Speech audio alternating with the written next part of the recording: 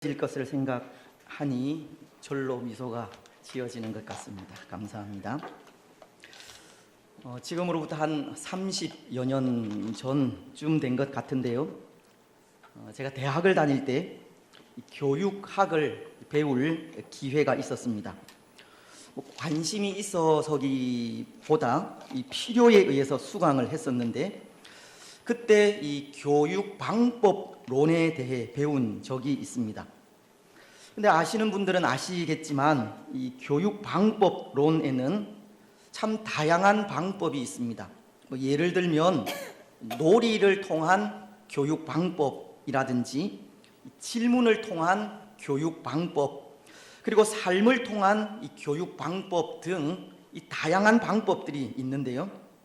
그리스의 철학자인 아리스토텔레스는 이런 방법들 중에 놀이를 통한 교육 방법이 최선의 교육 방법이라고 했고, 예수님과도 같은 경우는 그의 제자들에게 이 질문을 통해서 하나님의 나라를 가르쳤던 것을 기억합니다.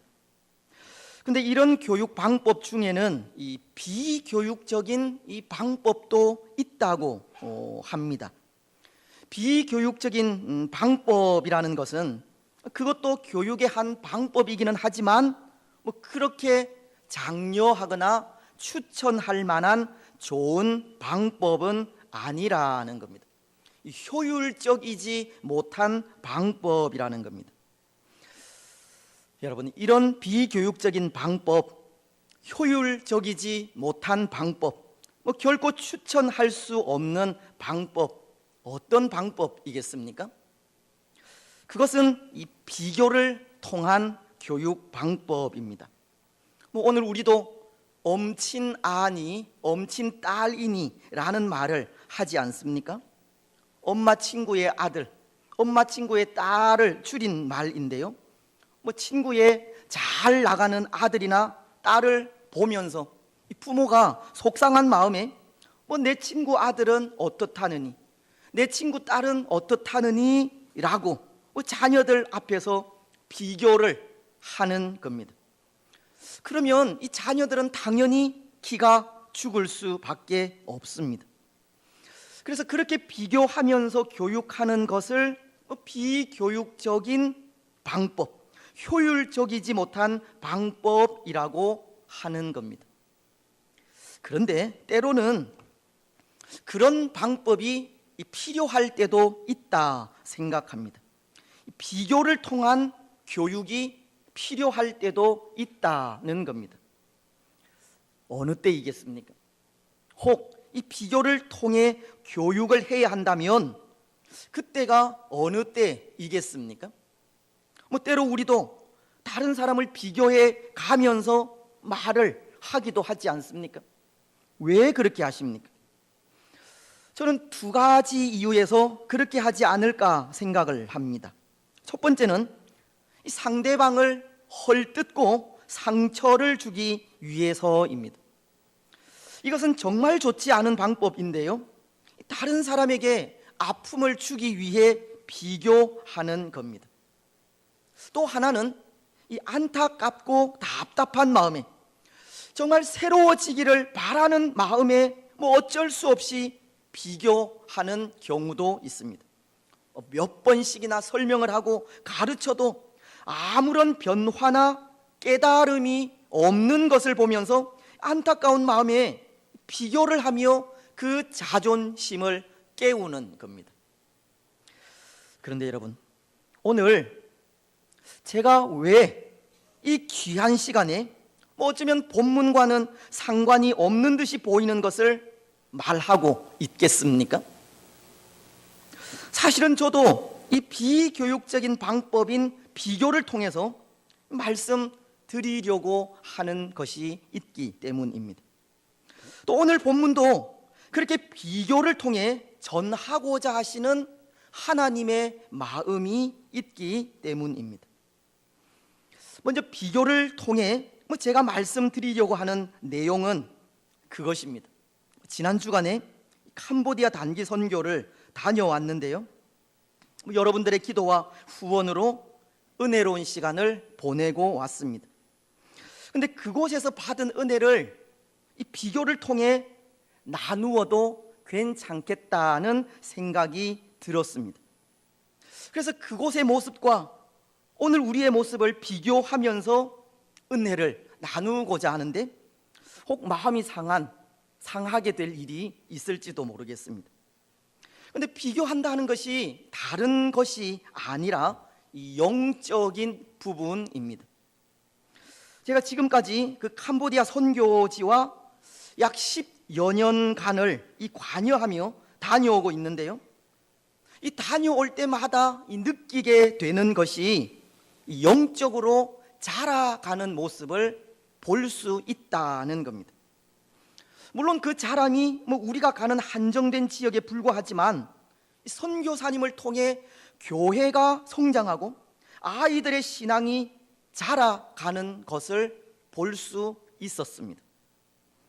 약 13, 14년 전에 남의 집 앞마당을 빌려서 교회를 시작했던 그 시작이 지금은 여러 개의 처소 교회와 또 선교센터가 세워질 정도로 성장하게 되었고, 선교사님에 의해 교육받고 훈련받은 아이들이 해마다 예수 그리스도 안에서 이 성숙해 간다는 것을 느낄 수가 있었습니다.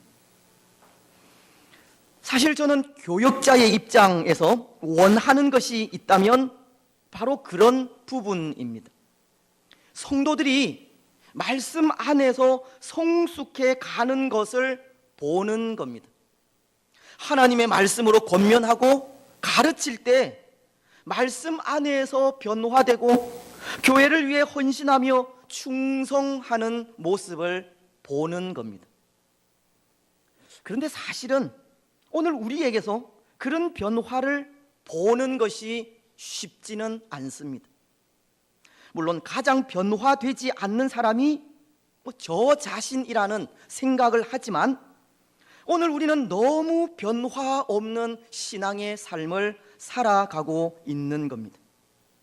그런데 우리가 가는 선교 지역은 그렇지가 않습니다. 갈 때마다 변화되는 모습을 볼 수 있는 것이 얼마나 귀하고 아름다운지 모릅니다. 아마도 제가 해마다 그곳에 가고자 하는 이유가 그렇게 성숙해 가는 모습을 보고자 하는 것 때문이 아닌지도 모르겠습니다.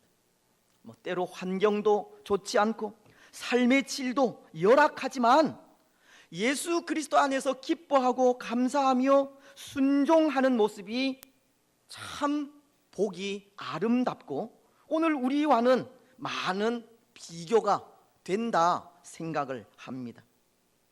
오늘 저들보다 먼저 예수님을 믿은 우리가 성숙해 가지 않는 모습이 부끄럽다는 생각이 들 정도입니다. 사실 믿음의 삶이라는 것은 날마다 이 성숙해 가는 삶인데요, 그 삶을 그곳에 다녀올 때마다 배울 수 있는 것 같습니다. 그렇습니다. 사랑하는 여러분, 이 믿음은 성숙해져 가는 겁니다. 날마다 예수 그리스도의 장성한 분량에까지 자라가야 하는 것이 믿음입니다. 은혜는 이 받은 만큼 나누어야 하고 사랑도 받은 만큼 나누어야 합니다. 그것이 하나님께서 원하시는 성숙의 모습이기 때문입니다. 오늘 우리가 읽었던 이 본문도 보십시오. 오늘 본문은 하나님께서 유다 백성들과 이방인인 레갑 족속과 비교하여 말씀하시는 본문인데요, 그렇게 비교하여 말씀하시는 것이 유다 백성들에게는 이 성숙한 모습이 없었기 때문입니다. 순종이 없었기 때문입니다. 오늘 14절은 이렇게 말씀을 하시지 않습니까? 레갑의 아들 요나답이 그의 자손에게 포도주를 마시지 말라 한 그 명령은 실행되도다. 그들은 그 선조의 명령을 순종하여 오늘까지 마시지 아니하거늘 내가 너희에게 말하고 끊임없이 말하여도 너희는 내게 순종하지 아니하도다. 여기 레갑 족속은 모세의 장인인 이드로의 후손인데요, 이 레갑의 아들인 요나답이 그 자손들에게 금욕적인 생활을 명령할 때 그들은 수백 년 동안 그것을 잘 지켜오게 된 것입니다. 오늘 말씀이 레갑의 아들 요나답이 그의 자손에게 포도주를 마시지 말라 한 그 명령은 실행되도다. 그들은 그 선조의 명령을 순종하여 오늘까지 마시지 아니하거늘이라고 하듯이 이 레갑 족속은 선조들이 명령한 것을 잘 지켜 늘 검소하고 의로운 생활을 했다는 겁니다. 그런데 거기에 비해 유다 백성들은 어떻습니까?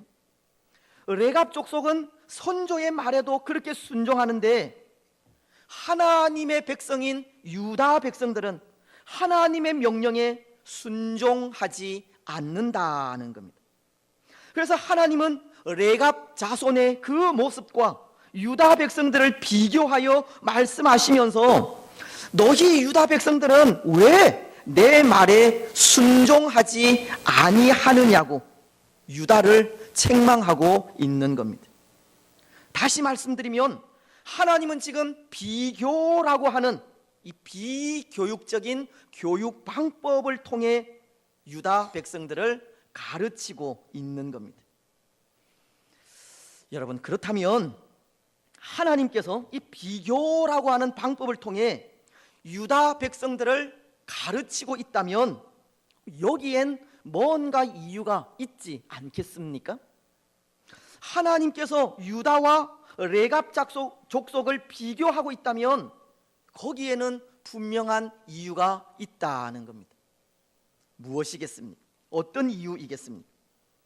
앞서도 이 비교에는 상처를 주기 위한 이유도 있다고 했는데요, 하나님도 그렇게 유다 백성들에게 상처를 주시려고 레갑 족속과 비교하고 있는 것이겠습니까?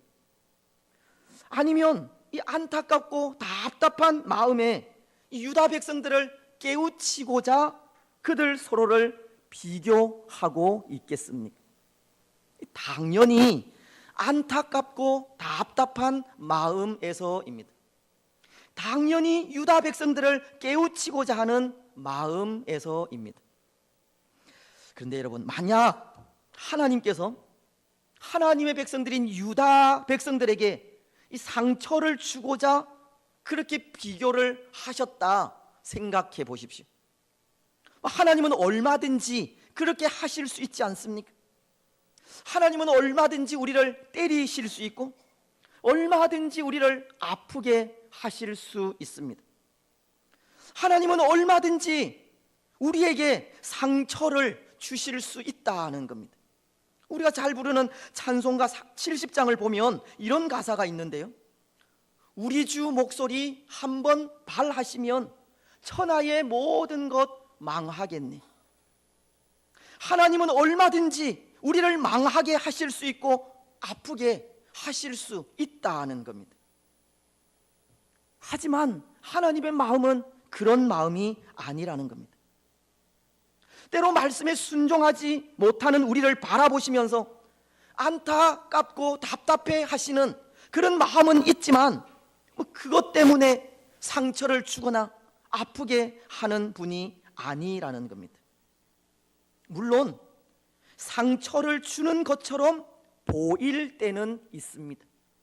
아프게 하는 것처럼 보일 때도 있습니다. 히브리서는 12장 5절로 6절을 통해서 이렇게 말씀하시기 때문인데요, 내 아들아, 주의 징계하심을 경히 여기지 말며 그에게 꾸지람을 받을 때에 낙심하지 말라.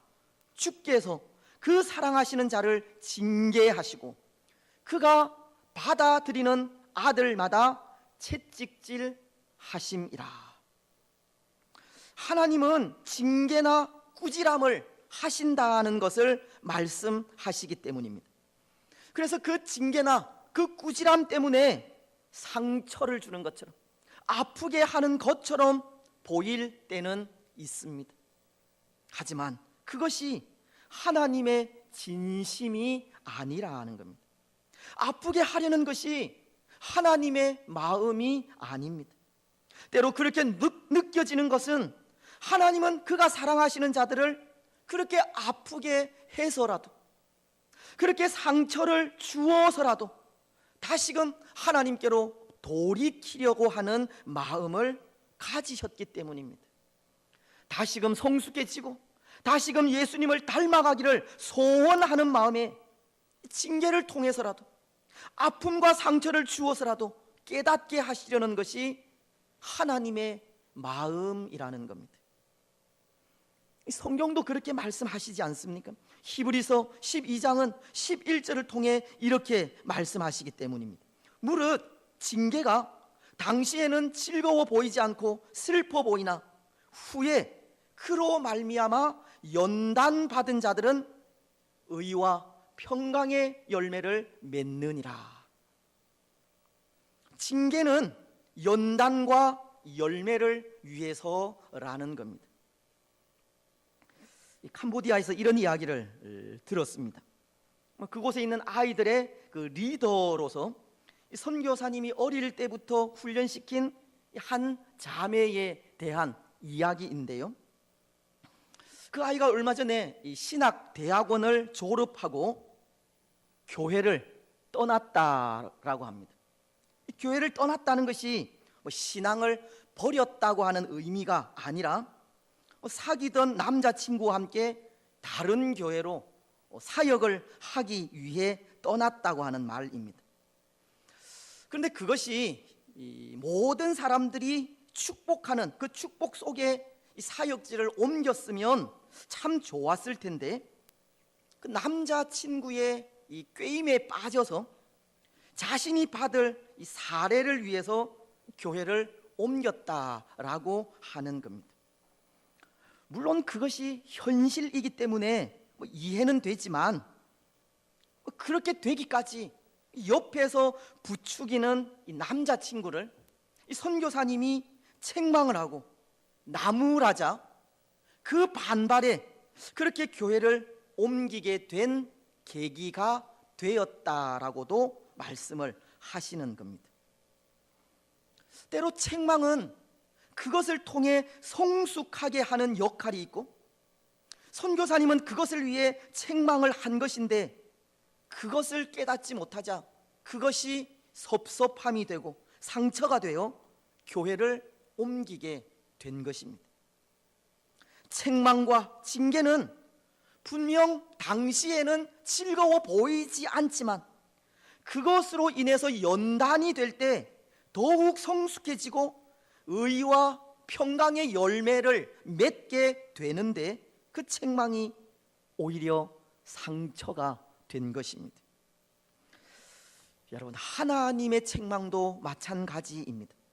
하나님도 때로 징계하기도 하고 책망하기도 해서 이 상처와 아픔을 주는 것처럼 보이지만 결국 그것은 한 사람을 하나님의 사람으로 온전히 세워가는데 그 목적이 있는 겁니다. 어떠한 고난과 시련에도 실족하지 않고 낙심하지 않는 참 신실한 하나님의 사람으로 세워가는데 책망과 징계의 목적이 있다는 겁니다. 사랑하는 여러분, 오늘 우리는 하나님의 그 마음을 아시기 바랍니다. 하나님은 오늘 우리 한 사람을 신실한 하나님의 사람으로 세우시기 위해 책망과 징계를 하신다는 것을 기억하시기 바랍니다. 그리고 혹 하나님께서 우리를 징계하실 때 그 징계를 경히 여기지 마시고 그 징계에 낙심하지 마시기를 바랍니다. 오히려 징계를 감사함으로 받으시기를 바랍니다. 그래서 그것을 통해 연단이 되어 더 성숙한 신앙을 가지는 우리들이 되시기를 바랍니다. 그런데 오늘 유다 백성들은 그것을 깨닫지 못한 겁니다. 징계나 책망을 통해 하나님께로 돌이키려는 하나님의 마음을 알지 못했다는 겁니다. 그래서 그들은 하나님께서 보내신 선지자의 말씀에 불순종했고 하나님의 말씀과는 상관없는 삶을 살게 됩니다. 인내하며 기다리시는 하나님의 마음을 끊임없이 아프게 했습니다. 오늘 말씀이 그것을 증거해 주고 있는데요, 그럼 15절 말씀은 이렇게 말씀을 하시기 때문입니다. 우리 15절 말씀을 같이 읽겠습니다. 15절입니다. 시작. 내가 내 종 선지자를 너희에게 보내고 끊임없이 보내며 이르기를 너희는 이제 각기 악한 길에서 돌이켜 행위를 고치고 다른 신을 따라 그를 섬기지 말라. 그리하면 너희는 내가 너희와 너희 손조에게 준 이 땅에서 살리라 하여도 너희가 귀를 기울이지 아니하며 내게 순종하지 아니하였느니라. 여러분, 하나님은 얼마나 많이 참고 참으셨습니까? 얼마나 많이 기다리고 기다리셨습니까? 내가 내 종 선지자를 너희에게 보내고 끊임없이 보내며 이르기를. 하나님은 시대마다 많은 선지자를 끊임없이 보내요. 유다가 다시금 하나님께로 돌아오기를 기다리면서 하나님의 말씀을 선포하신 겁니다. 유다가 다시금 하나님께로 돌아오기를 기다리시며 끊임없이 선지자들을 보내셨습니다. 하지만 그때마다 유다 백성들은 어떻게 반응을 했습니까? 너희가 귀를 기울이지 아니하며 내게 순종하지 아니하였느니라. 유다 백성들은 선지자들의 말씀을 가볍게 여기고 하나님의 말씀을 귀 담아 듣지 않았습니다. 아니, 어쩌면 그들은 말씀을 들으면서 이제 곧 변화되겠으니 조금만 더 기다려 달라고 하는 그런 요구를 했을지 모릅니다. 앞으로는 잘 하겠다고, 꼭 순종하겠다고 다짐을 했을 수도 있습니다. 아니면 여러 가지 변명과 이유를 들면서 한 번만 더 기회를 달라고 부탁을 했을지도 모릅니다. 그런데 이런 일이 한두 번이 아니었다는 겁니다. 하나님께서 끊임없이 선지자들을 보내셨다라고 하듯이 이 선지자들을 보내어 말씀하실 때마다 이런 상황이 벌어진 겁니다. 선지자들을 보내어 말씀하실 때마다 이 유다 백성들은 그 말씀을 가볍게 들었고 이 말씀을 자기의 유익에 따라 판단하고 행동을 하게 된 것입니다. 여러분, 이런 유다 백성들을 보는 하나님의 마음 얼마나 답답하시겠습니까? 그 마음이 얼마나 안타까웠겠습니까? 하나님께서 레갑 족속과 이 유다 백성을 비교해가며 책망하실 만하지 않습니까? 그런데 여러분, 오늘 이 유다 백성들의 이 모습이 바로 우리들의 모습이 아닌가 생각을 해봅니다. 유다의 모습이 오늘 우리의 모습이라는 겁니다. 왜냐하면 오늘 우리도 여간해선 변하지 않는 모습을 보이고 있기 때문입니다.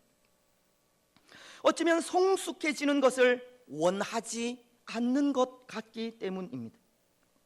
여전히 이 변명과 이유를 들며 이 교회를 위해 충성하기를 꺼리고 있는 것 같기 때문입니다. 하나님의 마음은 한 영혼이라도 하나님께로 돌아오기를 바라는 마음이고 이 복음을 가지고 더 넓은 세상을 향해 나아가고자 하는 마음인데 오늘 우리는 우리만의 것을 고집하고 하나님께로 돌아오는 자들을 그다지 반가워하지 않는 것 같기 때문입니다. 오늘 우리에게도 하나님의 말씀이 변함없이 선포됨에도 그 말씀을 가벼이 여기고 귀담아 듣지 않는 것 같기 때문입니다. 하나님은 이런 우리들에게 끊임없이 말씀하시고 새로워지기를 바라며 변화되기를 바라시는데 우리는 아무런 변화 없이 살아가고 있다는 겁니다. 그래서 그 모습이 마치 본문 속의 유다 백성들의 모습과 같다는 겁니다. 아니, 오히려 우리가 유다보다 못할 수도 있습니다. 그런데 사랑하는 여러분, 오늘 온갖 변명과 이유로 교회를 위해 충성하는 것을 꺼리는 우리를 하나님이 좋아하시겠습니까? 우리만의 것을 고집하고 또 다른 사람들을 용납하지 않는 것을 하나님께서 기뻐하시겠습니까? 하나님의 말씀에 나의 유익을 계산해서 순종하는 것을 하나님이 좋아하시겠습니까? 결코 그렇지 않습니다. 안타까워하시고 답답해하십니다. 하나님은 우리의 그 모든 잘못을 버리고 하나님 앞에 바로 서기를 원하고 계십니다. 다시금 하나님의 마음을 품고 하나님의 마음으로 주의 교회를 섬겨가기를 바라고 계십니다. 우리가 전도해야 할 사람이 누구든, 우리가 가야 할 곳이 어디든 하나님께서 가라고 하시면 이유 없이 가기를 원하십니다. 그렇습니다. 하나님 앞에 변명은 없습니다. 하나님께서 하라고 하시면 할 뿐입니다. 우리를 위해 십자가를 지시기까지 하나님의 말씀에 순종하신 예수님처럼 말씀 앞에 순종하는 삶이 우리가 해야 할 일입니다. 우리를 위해 지금도 참고 인내하며 기다리시는 하나님 기억하면서 하루속히 하나님께로 돌아오는 일이 우리가 해야 할 일이고, 예수님의 십자가로 인해 받은 그 구원의 감격을 되새기면서 다시금 십자가의 사람으로 성숙해 가는 일이 우리가 해야 할 일입니다. 사랑하는 여러분, 더 늦기 전에 하나님의 마음을 깨닫고 하나님께로 돌아오시기를 바랍니다. 더 늦기 전에 순종의 삶을 사시기 바랍니다. 정말 더 늦기 전에 변화되고 새로워져 가시기를 바랍니다. 더 늦기 전에 믿음 안에서 성숙해져 가는 우리들이 되시기를 바랍니다. 근데 오늘 유다 백성들은 보십시오. 그들은 끊임없이 부르시는 하나님의 부르심에 응답하지 않았고, 그런 그들에게 하나님은 17절을 통해 이렇게 말씀을 하십니다. 그러므로 만군의 여호와 이스라엘의 하나님께서 이와 같이 말씀하시니라. 보라, 내가 유다와 예루살렘의 모든 주민에게 내가 그들에게 대하여 선포한 모든 재앙을 내리리니 이는 내가 그들에게 말하여도 듣지 아니하며 불러도 대답하지 아니함이니라. 하나님은 유다 백성들에게 내가 그들에게 대하여 선포한 모든 재앙을 내리리니, 선포한 재앙을 내리겠다고 하십니다. 유다는 하나님의 말씀에 불순종하고 또 불러도 대답하지 않다가 결국은 하나님의 진노를 당하게 되었다는 겁니다. 반면에 레갑의 후손들은 보십시오. 19절 하반절은 이렇게 말씀을 하시는데요, 레갑의 아들 요나답에게서 내 앞에 설 사람이 영원히 끊어지지 아니하리라 하시니라. 이 조상들의 명령을 신실하게 지켜간 레갑 사람들에게 하나님은 영원토록 여호와 앞에서 섬기도록 하는 축복을 주신 겁니다. 그래서 느헤미야서나 유대 전승을 보면 이 레갑 사람들은 이후에 성전을 중건하고 제사장 가문인 레위 가문과 결혼에까지 이르는 그런 축복을 받았다라고 합니다. 순종의 삶이 하나님의 인정과 복을 받게 했다는 겁니다. 하나님의 마음을 깨닫고 믿음 안에서 성숙해 가는 삶이 하나님의 은혜를 입게 한다는 것입니다. 이제 말씀을 맺겠습니다. 사랑하는 여러분, 오늘 본문을 통해 우리에게 전하시는 하나님의 마음은 안타까움입니다. 다시금 하나님께로 돌아오기를 바라는 마음입니다. 우리의 모든 게으름과 잘못을 내어버리고 다시금 하나님의 형상을 회복하는 겁니다. 십자가의 사람으로 예수 그리스도의 장성한 분량에까지 자라가는 겁니다. 성숙한 하나님의 사람들이 되는 겁니다. 여러분, 오늘 우리는 우리를 향하신 하나님의 이 안타까운 마음을 기억하시기 바랍니다. 그리고 오늘 우리에게 있는 온갖 게으름, 잘못 모두 내어버리고 다시금 하나님께로 돌아와 하나님의 형상을 회복하며 살아가시기를 바랍니다. 날마다 십자가로 인해 변화되는 삶을 사시고 이 성숙이라고 하는 열매를 맺으며 살아가시기를 바랍니다. 그래서 성숙한 하나님의 사람으로 늘 하나님의 영광과 기쁨이 되는 복된 성도들이 되시기를 주님의 이름으로 축복합니다.